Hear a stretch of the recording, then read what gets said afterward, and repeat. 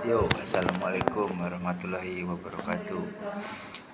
Saya Muhammad Agung Abdullah Cidan akan menjelaskan tentang analisis volume biaya. Tentu ini untuk memenuhi tugas UTS akuntansi manajemen. Ya baik, di sini ada tabel dari UMKM, metode high low dan kuadrat kecil. Itu yang akan kita bahas untuk kedepannya.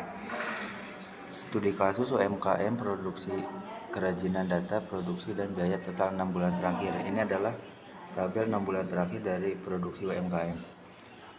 Di sini ada bulan April, dia produksinya 100 per unit dan total biayanya 2.500 gitu kan. Dan XY-nya 250, X2-nya 10.000.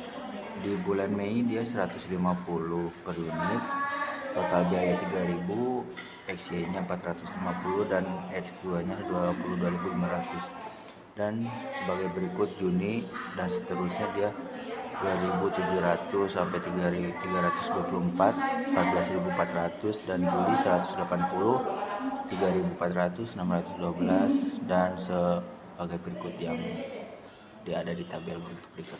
Dan ini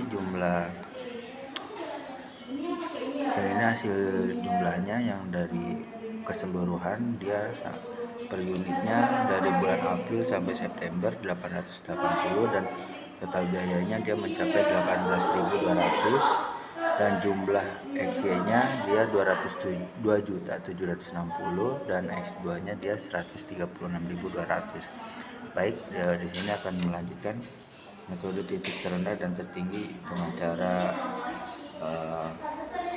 menghitung biaya variabel per unitnya. Di sini mengidentifikasi titik tertinggi dan terendah.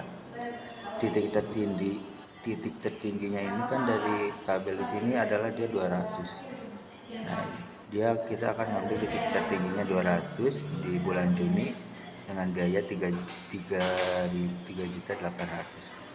Titik terendahnya ini dia di bulan Januari 100 unit dengan biaya 2.500. Nah, di sini akan menghitung variabel per unit. Biaya variabel per unit dengan rumus biaya tertinggi dikurangi biaya terendah dan dibagi unit tertinggi unit terendah. Nah, di sini 3.800 dikurangi 2.800 biaya tertinggi dan terendah itu dikurang dan dibagi 200 dikurangi 100, itu dari hasil per unitnya berapa per bulannya gitu kan. Yang tertingginya dia mendapat masing-masing 1.300.000. Nah, dibagi 100 unit menghasilkan 13.000 per unit. Hitung biaya tetapnya. Biaya tetap dengan cara biaya total dikurangi biaya variabel kali unit. 2.500.000 dikurangi 13.000 dikali 100 akan menghasilkan, kita jumlah dulu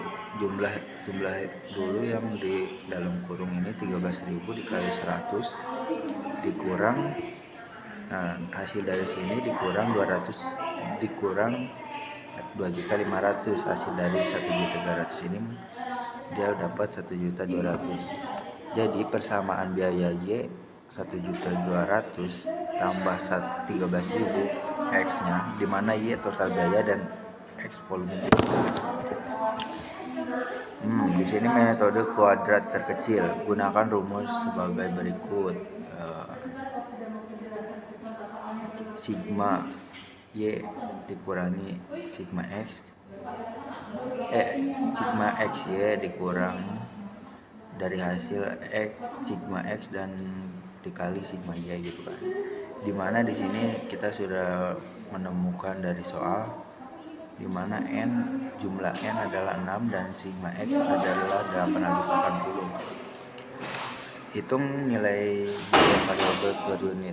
Nah, di sini kita sudah mendapatkan sigma X, sigma Y dan sigma XY dan sigma X kuadrat pangkat 2. Nah, kita masukkan dulu B ini, N masukkan ke 6, dan 2.790 ini dia dari Sigma XC.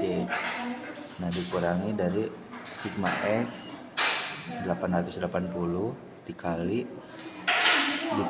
Sigma X, Sigma Y 18.200, itu dikali dulu dan dibagi lagi jumlah N dan masukkan ke Sigma X kuadrat pangkat 2 dikurangi 880 kuadrat pangkat 2, dan di sini menghasilkan 13.200 per unit.